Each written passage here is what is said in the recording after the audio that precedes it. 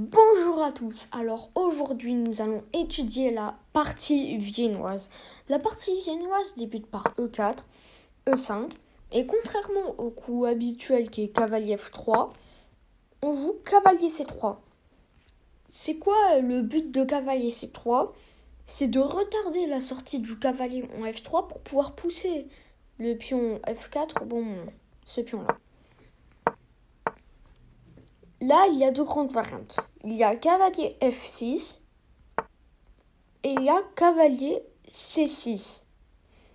On va commencer par cavalier C6. Là, on jouera fou C4.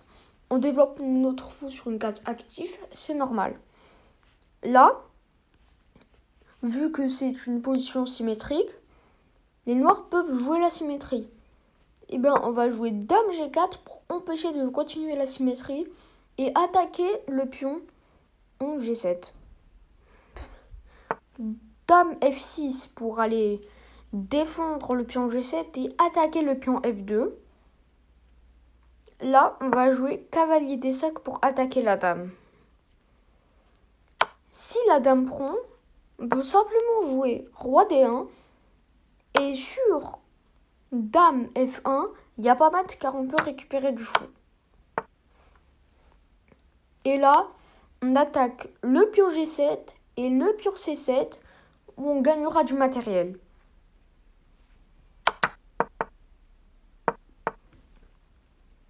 Les noirs peuvent aussi jouer cavalier F6, le coup le plus joué.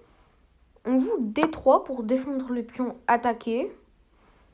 Et là, il peut y avoir fou C5 et cavalier A5. Sur fou C5, on va simplement se développer. Non, c'est pas là. On joue pion F4 pour aller attaquer le pion E5. Si les noirs prennent, fou prend F4 et c'est un développement gratuit. Et si les noirs défendent le pion, cavalier F3, petit roc, et là on jouera pion F5. On aura une très solide chaîne de pions. Et en plus de ça, on empêche vraiment le fou C8 de se développer normalement. Donc là, le fou il est obligé de se développer en D2. Peut aussi avoir, voilà, la variante la plus jouée, cavalier A5. On jouera fou B3. Le cavalier récupère. On récupère du pion A. Et la colonne pour notre tour, la colonne A est maintenant semi-ouverte. D5, prise, prise.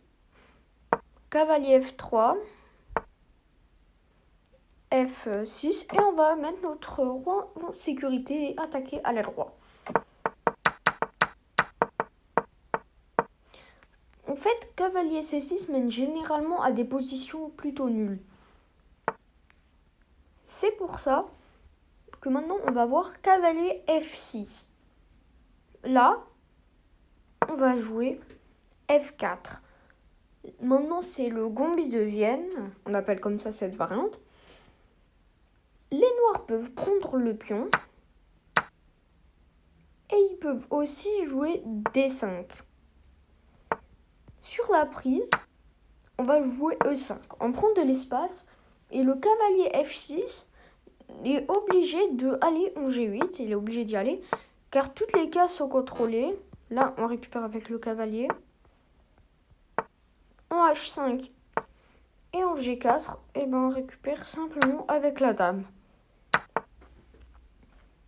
D'ailleurs, sur dame E7, on joue simplement dame E2 et le cavalier va retourner en G8. Donc cavalier G8 est là très important de la viennoise. Quand on a poussé le pion F4, on jouera cavalier F3 pour éviter, si là on prend le centre, dame H4 et on est déroqué. C'est pour ça qu'on joue cavalier F3 pour empêcher le dame H4. Donc là, cavalier C6, D4, on a simplement tout le centre pour nous. Et en plus de ça, on a un avantage de développement.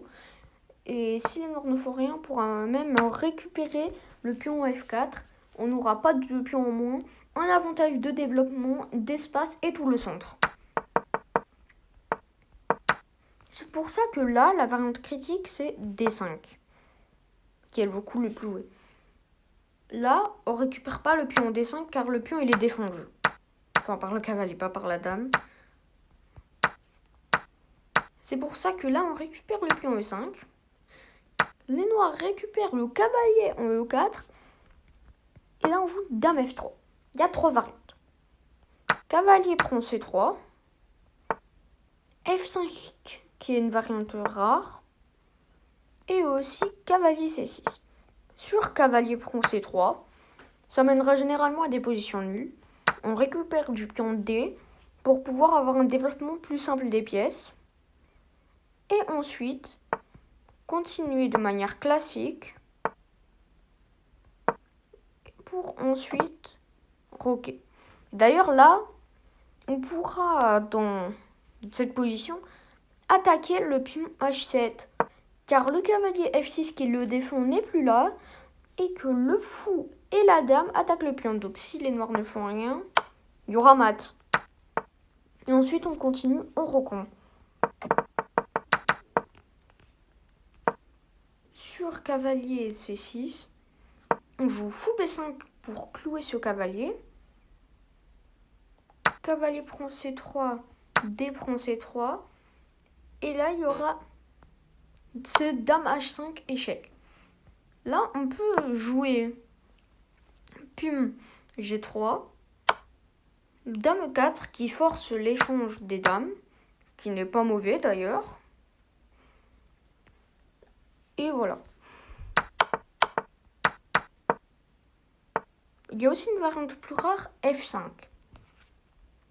Sur F5, on ne récupère pas. On va simplement jouer D4 pour occuper le centre. Et c'est une position qui est tout à fait jouable. Ou bien, et enfin, pas ou bien. Et ensuite, on va se développer de manière classique et roquer.